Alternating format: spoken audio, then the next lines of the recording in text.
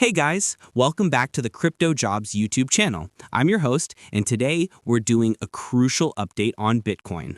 We're asking, is Bitcoin still stuck, or are the bears finally taking control? My macro outlook remains unchanged. The price is still trapped in that yellow box on the charts we've been watching. However, the sentiment shift is real. Bulls are losing their grip. The support is weakening, and a bearish breakout is now looking highly likely.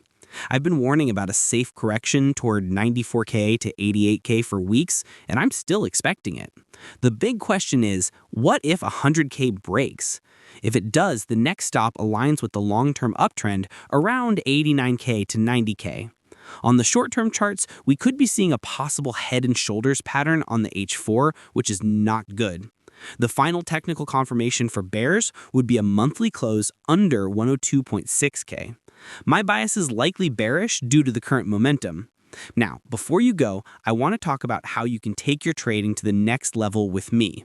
I'm running a free Telegram channel for all my quick updates and market insights, and my free VIP group for even more setups and a closer look at our trading strategy.